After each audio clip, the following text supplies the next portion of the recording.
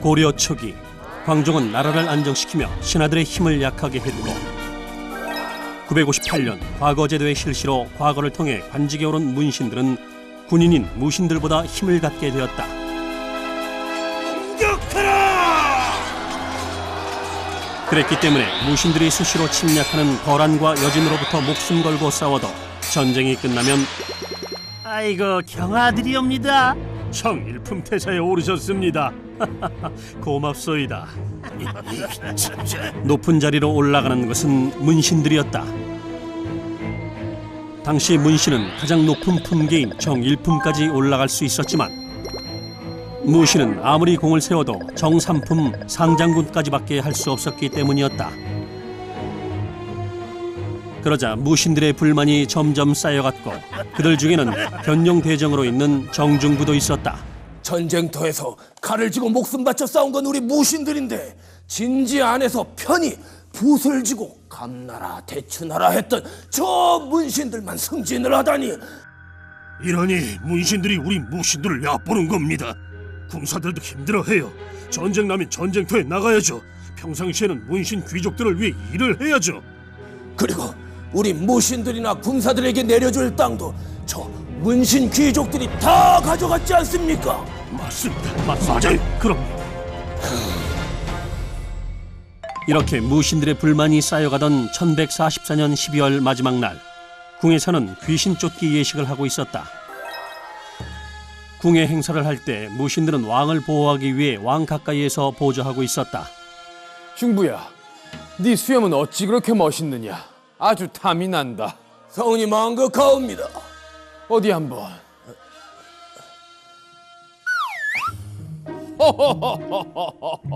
아주 촉감까지 좋구나. 왕이 탐낼 만큼 탐스러웠던 정중부의 수염 때문에 고려에서는 크나큰 사건이 일어나는데 무신 권력을 잡다. 군사력을 가진 무신 세력과 나랏일의 중심에 있던 문신 세력은 언제나 서로를 견제하기 마련이었다. 나도 수염이나 가꿀 걸 그랬어. 칼이나 쓰고 무식한 무신들이 뭐 할 게 있겠습니까? 수염이라도 길러야지요. 왕을 보호한다고 왕 가까이에 있는 무신들을 조심해야 해요. 칼을 쥐고 있는 그들이 이쁨을 받으면 우리 문신만 위험해집니다. 맞아요. 맞습니다. 문신이었던 김돈중은 왕의 칭찬을 받는 정중부가 못마땅하였다. 그런데 그때 어디 그 멋진 수염 자세히 좀 봅시다. 아니 저는 내가 이 수염을 얼마나 애지중지 길렀는데. 아니 지금 무신이 지금 나 친 거야? 왜 이러시오? 그만하세요. 문신이면 다야. 야!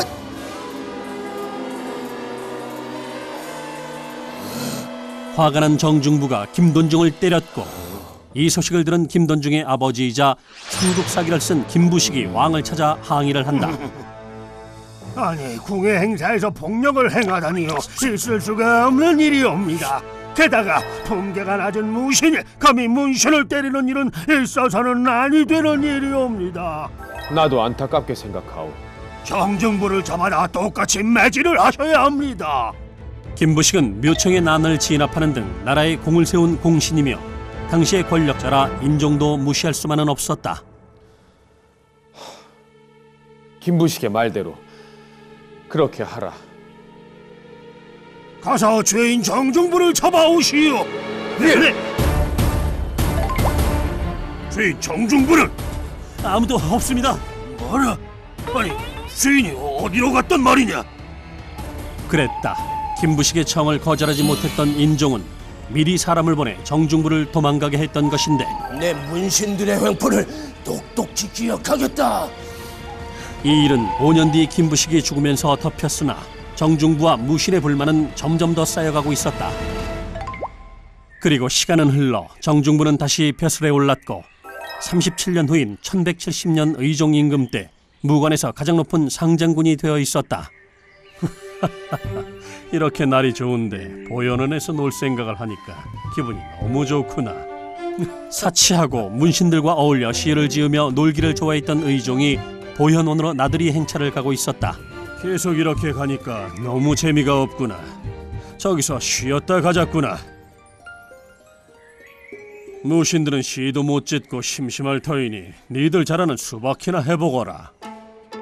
수박이라고도 하는 수박키는 손을 써서 공격하거나 수련하는 우리나라 전통 무예였는데 70대 이소은과 젊은 무관이 대결을 펼칠 때였다.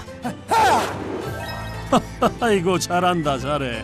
누가 이길꼬? 그러게 말입니다.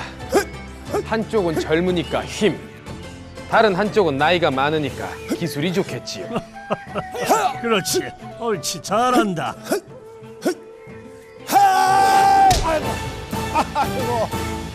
뭐야 시작이 벌써 끝났어? 힘이 기술을 이겼구만. 아유, 내가 졌어.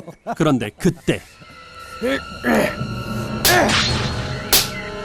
똑바로 못해? 아니, 이거 왜 이러시오? 왜긴 왜야? 하기 싫어서 일부러 져준 거 아니야. 이런 재미없게.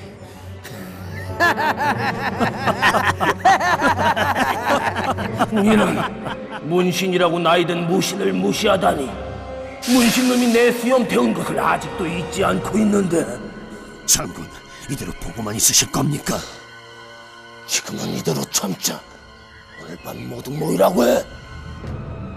수염 사건을 마음에 두고 있었던 정중부는 더욱더 화를 냈고 그날 밤 정중부는 무신들과 병사들을 모은다. 더 이상 문신들에게 당하고 살 수만은 없소이다. 맞습니다.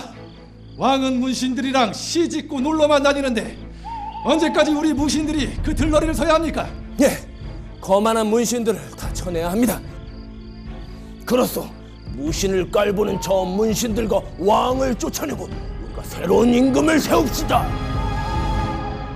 궁에서 자고 있는 모든 문신을 없애고 왕을 잡아라! 잡아라! 저기 있다 잡아라!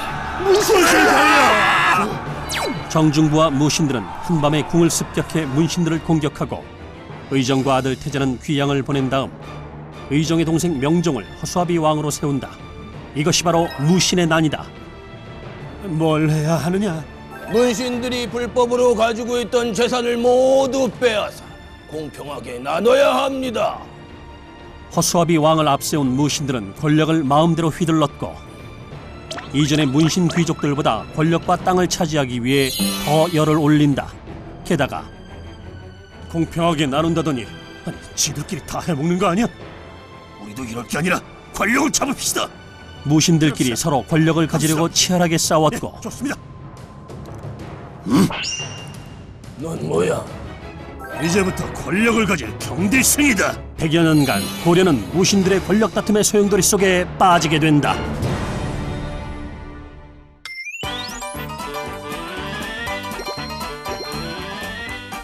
나라가 안정되면 지금의 군인들인 무신들의 세력은 약해지게 되는데 958년 광종 때 과거 제도가 실시되면서 고려 문신의 세력은 점점 더 강해졌고 무신들은 차별을 받자 불만이 쌓여간다. 그러다 문신들의 어이없는 행동에 폭발한 정중부와 무신들은 1170년 한밤중에 궁을 습격해 문신들을 제거하고 허수아비 왕을 세운 다음 나랏일을 마음대로 하게 되는데 무신들이 권력을 가진 100여 년 동안 권력 다툼과 내분으로 고려의 힘은 점점 약해져 원나라의 침입을 받게 된다. 잘 좀 하지! 무신 정권! 왜? 상상 없어? 없지. 아이 그나저나 너 그 고려 세운 왕건 알지? 왕건이 말이야 몇 번 결혼했게? 한 번. 결혼은 한 번 하는 거잖아. 땡! 29번. 뭐? 29번? 뭐 결혼을 29번이나 했대? 부인들하고 사이가 안 좋았나? 그게 그러니까 말이야 내가 그 29명의 부인을 일일이 알지 못해요. 그게 그러니까 왜 그랬는지 궁금하시면 술술 풀리는 고려시대 이야기를 보실래요? 아이 좋지. 왜 그랬대? 왜 그랬대? 술술 풀리는 고려시대 이야기. 이제 이 나라는 고구려의 뜻을 이어받았다는 의미로 고려라 하겠소. 918년 고려를 세운 왕건은 935년 신라가 항복하자 936년 먼저 항복한 견훤을 앞세우고 후백제로 쳐들어가 통일에 성공하는데 이때 왕건은 강력한 군사력과 경제력을 가진 지방 세력인 호족들을 자기 편으로 끌어들이기 위해 호족들의 딸 29명과 혼인을 하고 25명의 아들을 두게 된다.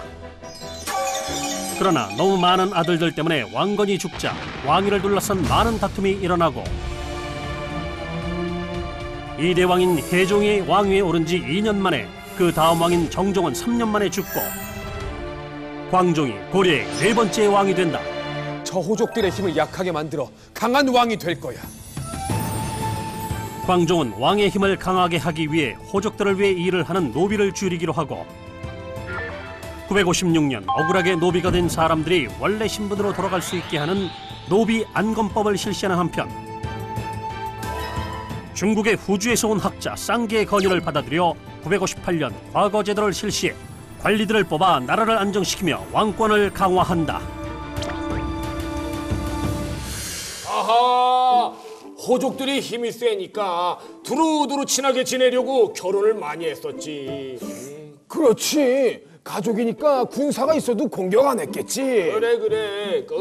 아이고 왕건이 아주 전략이 뛰어났구만. 그 광종은 그 호족들의 힘을 약하게 해서 나라를 안정시키고 훌륭한 인재들은 과거로 뽑고. 그렇지. 그때 과거를 통해 가지고 서희를 뽑았었더랬지. 서희? 서희가 누구지? 서희 생각 안 나? 너 닮았었잖아. 그랬나? 993년 북쪽의 거란족이 세운 요가 80만 군사를 이끌고 고려를 침입해 청천강 이북을 빼앗자 조정에서는 땅을 주고 달래자는 쪽과 항복하자는 쪽으로 나뉘어 싸우고 있었다. 그때 전하, 전쟁에서 강한 자가 반드시 이기란 법은 없습니다. 당시 문관이자 외교관이었던 서희는 항복을 반대하며 거란, 즉 요의 진지로 찾아가 전쟁을 끝내기 위한 협상을 벌여 전쟁을 끝내고 강동의 육주까지 얻어온다. 그리고 7년 뒤인 1010년 요의 성종은 우리가 줬던 강동 육주 다시 가져오고 싶다. 2차 침입을 강행한다. 거란의 군사들은 여러 성을 함락시키며 비경으로 돌진했고 그러나 항복보다는 폐하께서 피난을 가시어 시간을 끌어야 합니다. 당시 예부 실행이었던 강감찬은 왕을 전라도 쪽으로 피난시킨 다음 시간을 벌고 폐하께서 돌아가 계시면 고려 왕이 우리 요 나라로 인사를 온다 합니다. 그래? 그럼 우린 안전하게 일단 돌아간다 해. 요가 스스로 물러나게 한다. 그러나 8년 뒤인 1018년 요는 또다시 백전노장 소배합을 이끌고 고려를 3차 침입하는데 고려군의 최고 책임자였던 강감찬이 소배합의 작전을 미리 알고 요의 군사들이 건너는 계곡의 강둑을 쇠가죽으로 막은 뒤 그렇지. 요의 군사들이 도착하자 강물을 쏟아내리게 해 큰 타격을 입힌다.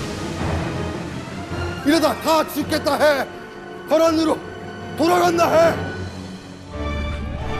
또 강감찬은 구성인 개경을 지키면서 후퇴하는 요의 군사들을 귀주의 벌판에서 크게 물리치는데 이 싸움이 바로 귀주 대첩이다.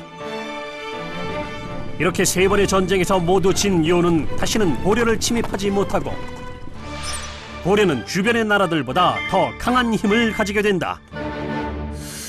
아이고 대단하다 대단해. 서희는 말이야 전쟁도 안 치르고 요한테 땅까지 얻어오고 말이야. 그 강감찬은 요랑 전쟁을 잘 치러서 고려를 강한 나라로 만들어놨네. 아이고 꽃이다 꽃이여. 요는 힘도 세고 큰 나라라고 고려한테 까불더니 된통 당했네. 그렇지. 그런데 그 200년 동안이나 아시아 최강이었던 고려가 나중에는 망하잖아. 그 왜 그런 거래? 왜? 왜냐면 가만히 있어 보자. 무슨 일이 있었느냐면요. 무슨 일이 있었는데? 고려 후기 무신보다 과거를 통해 관직에 오른 문신들의 세력이 점점 더 커지던 가운데 1170년 젊은 문신이 나이든 무신의 따귀를 때리는 사건이 일어나자 더 이상 문신들에게 당하고 살 수만은 없소이다.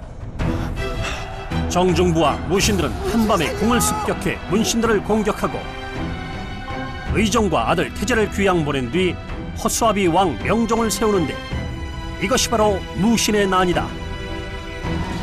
그러나 100여 년간 무신끼리 죽고 죽이는 권력 다툼 속에 국력이 약해진 고려는 1231년 몽골의 칭기즈칸이 세운 나라 원의 침입을 받게 되고 80여 년 동안 원의 간섭을 받는다. 그러나 원의 세력이 약해진 1351년 왕위에 오른 제31대 왕인 공민왕은 원의 간섭에서 벗어나기 위한 개혁 정치를 펼치고 정몽주, 정도전 같이 나라를 개혁해야 한다는 뜻을 가진 신진사대부들도 나타난다. 이런 신진사대부들 중에는 조금만 더 힘을 내라. 배경을 뚫어야 고려가 사는 것이며. 26살의 함경도 출신의 젊은 장수 이성계도 있었다.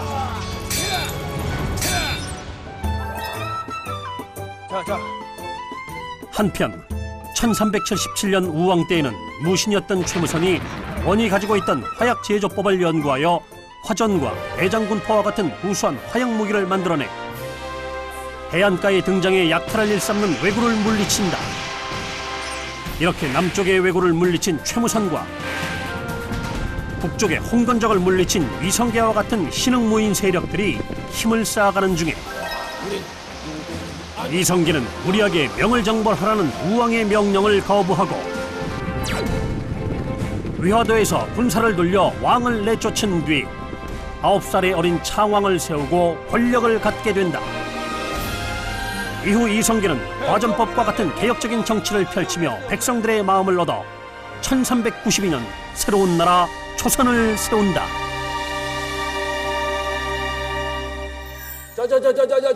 저런 무신들끼리 권력 다툼을 하는 동안 나라 세력이 많이 약해졌구만. 그러니까 그 원의 간섭을 받더니 결국 망한 거잖아. 아무리 강한 나라라고 해도 권력을 가진 사람끼리 서로 싸우면 나라가 망하는구만. 얘기 전에도 하지 않았어? 찌찌뽕. 어쨌든 역사는 돌고 돌아. 어쨌건 오늘도 역사가 술술 풀렸어. 술소리 솔솔. 소리 솔솔.